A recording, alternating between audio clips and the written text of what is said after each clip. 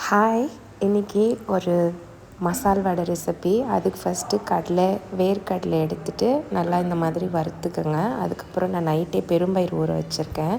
தட்டைப்பயிறுன்னு சொல்வீங்கள, அதில் white colour. ஓகேவா? So இது வறுத்ததுக்கப்புறம் நல்லா தோல் இப்படி இதாகணும். அந்த மாதிரி நல்லா நீட்டாக மீடியமான சிம்மில் வச்சு தீக்காமல் வறுத்துக்கோங்க. அதுக்கப்புறம் நான் 2 பெரிய வெங்காயம், கருவேப்பிலை, பச்சை மிளகாய், கொத்தமல்லி கீரை இதெல்லாம் ரெடி பண்ணி வச்சுருக்கேன் வடைக்காக. நம்ம இப்போ வேர்க்கடலையில் தோல் எடுத்துகிட்டு அதை நல்லா கொரன்னு இந்த மாதிரி அரைச்சி எடுத்துக்கோங்க. கொரன்னு அரைச்சதுக்கப்புறமா நம்ம வடைக்கு எப்போவும் சேர்ப்போம்ல, அதே மாதிரி காஞ்ச மிளகாய், சோம்பு, இஞ்சி, பூண்டு. நான் இஞ்சி பூண்டு பேஸ்ட்டு வீட்டில் அரைச்சி வச்சுருக்கேன். ஸோ அதனால் டைம் இல்லை இல்லையா, அதனால் இஞ்சி பூண்டு பேஸ்ட்டே நல்லா ஒரு ஸ்பூன் போட்டிருக்கேன். அதுக்கப்புறமா இதை லைட்டாக கொரன்னு அரைச்சி எடுத்துகிட்டு இதோட நம்ம பெரும்பயிறு சேர்த்து அரைச்சி எடுத்துக்கலாம். அரைச்சி எடுத்துகிட்டு இப்போது வேர்க்கடலை இது பெரும்பயிரை நல்லா அரைச்சிட்டோம் இல்லையா, அரைச்சதுக்கப்புறம் இதில் வெங்காயம், பச்சை மிளகாய், கருவேப்பிலை, கொத்தமல்லி கீரை இதெல்லாமே சேர்த்து நல்லா வடை தண்ணி இல்லாமல் நீட்டாக ஒரு ரவுண்ட் ஷேப்புக்கு நல்லா சூப்பராக வர மாதிரி இதெல்லாம் மிக்ஸ் பண்ணி எடுத்துக்கலாம். பெரும்பயிறு நம்ம நைட்டே ஊற வச்சுருக்கோன்னா தண்ணி சேர்க்காம தான் அரைச்சேன்.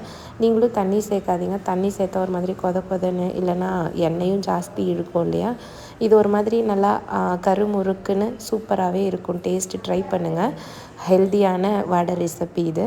இது கூட கொஞ்சம் பெருங்காயத்தூள், உப்பெல்லாம் சேர்த்துட்டு நம்ம நீட்டாக பிசைஞ்சு எடுத்துக்கலாம்.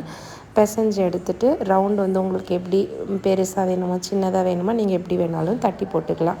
நான் இது ஜோவின் ஸ்கூலுக்கு லன்ச் பாக்ஸ் கூட ஸ்நாக்ஸுக்கு கொடுத்து அனுப்புகிறேன். ஸோ அவங்க ஸ்கூலில் ஜங்க் ஃபுட்ஸ் எதுவும் அலோட் கிடையாது. அதனால் வீட்டிலையே முடிஞ்ச அளவுக்கு செஞ்சு தான் கொடுத்து அனுப்புறது. ஸோ இந்த வடை ஹெல்த்தியாகவும் இருக்கும், ப்ரோட்டீன் இருக்குன்றதுனால இது செஞ்சு கொடுத்து அனுப்புகிறேன். நீங்களும் உங்கள் குழந்தைங்களுக்கு ட்ரை பண்ணி பாருங்கள். நல்லாவே இருக்குது டேஸ்ட்டு.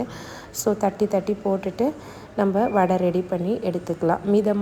மீடியமான சிம்லையே வச்சு வேக வைங்க. வேர்க்கடலையை நல்லா கொஞ்சம் கொரன்னு அரைச்சி எடுத்தால் அது சாப்பிட்றப்போ நல்லா சூப்பராக கிறிஸ்பியாகவுமே இருக்கும். டக்குன்னு ஒரு மாதிரி இருக்காது, நல்லாவே இருக்கும். ஆல்மோஸ்ட் ரெடி ஆகிடுச்சு.